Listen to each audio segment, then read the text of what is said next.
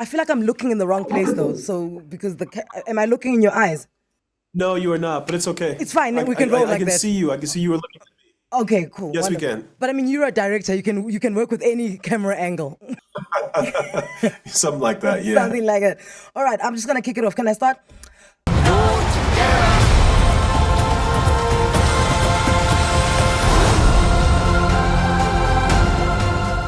Mr. Barry Jenkins. So, from watching Lion King with your sister's kids over 80 times, right?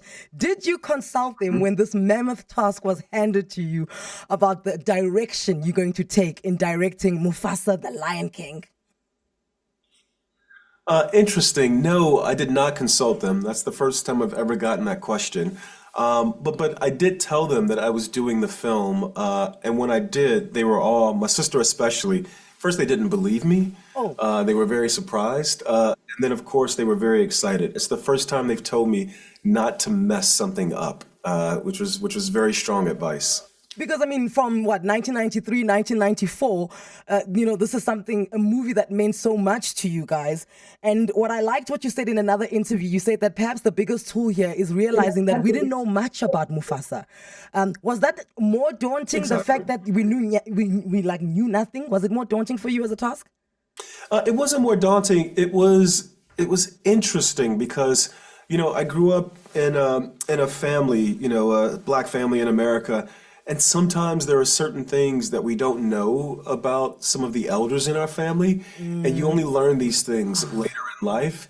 And I sort of related the experience of learning these things about Mufasa and telling them in this movie to that. I have uncles, I have a grandfather who you grow up, you know these people for 15, 18 years, and then only when you're 22 do you learn the story of this thing that happened to them or that they did back in the 1970s, and you go, wait, what?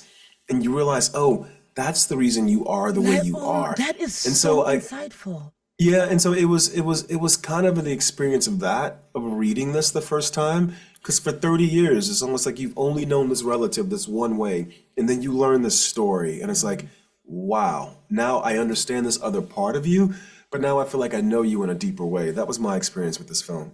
I only got to watch 30 minutes of the movie because the Disney NDAs are tight. 39 minutes. You saw 39 minutes and 15 seconds. What I can tell you is that I felt like you directed it like it was an epic. I felt like I was watching Gladiator and Troy, but in the savannah. Was that the approach you were taking? In some ways, there are some really big sequences in the beginning of this film. I often feel like, I worked with this actress Tuso Mbedu on this series, Underground The Railroad. Underground Railroad. Yeah, and Tuso was amazing. And what I said to her was, the beginning of this journey is going to be so intense for you because it takes an extreme circumstance to dislodge this character out of her normal circumstances to get her to the point where she will go on this journey. With Mufasa, it's the same way. It takes these extreme happenings, these big epic happenings, to set all these things in motion for Mufasa and Scar to go on the journey that they do. And so I felt like, yeah, the first 40 minutes, there was a lot, this big epic that happens. We still have epic moments throughout, but then once we establish our characters, we really get to spend time with them, and all their families. And as much as it's a prequel and it's letting us into everything that happened to Mufasa to result in the way that it was, I love the way you brought the comedy still, because I don't want people to think that this is a serious movie. There's so much comedy with Timon and Pumbaa, and it is so current. Was that also on purpose? Yeah, it was on purpose. I think that my editor is not here in the room with me. I wish she was for these interviews now, because I think she would enjoy this. But we make these very serious movies theoretically, but we have fun doing it. We kind of have to. I think it's the only way to sort of get through the process of making something so heavy. The only thing was in this case, the fun that we have making it, it was allowed to make its way into the movie itself. So Timon and Pumbaa are funny. I think Taka and Obasi are funny also as well. Zazu Rafiki is going to enter the film, played by this great comedian named Kagiso. Latifa? Kagiso brings so much life. Exactly, he brings so much life, so much humor into the performance of that character. Unfortunately, he comes in at minute 43, so you just Oh, missed him. But yeah, we wanted to pair both. What I love about The Lion King, you get to be as big and epic as you want to be, but also as fun, as comedic as you want to be as well. And then you have the songs.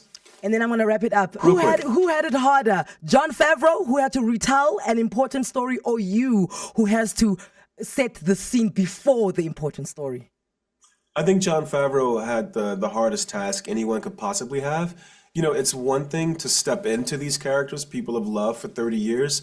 It's another thing to redo these characters that people have loved for 30 years. So I think he had the hardest task. And I think this movie, I think so much of what we're doing, it comes in the wake of what he did. The animators learned how to animate the characters. I think the audience learned how to view the characters. And then we got to step in and sort of take the energy they had left us with and just take it to the next level. So I think he definitely had the harder task. Thank you so much for your time. 20th of December, the world is going to shake, and all because of you and your cast. Thank you very much, Mr. Jenkins. I love it. Thank you very much. Bye-bye. Anele and the club on 947.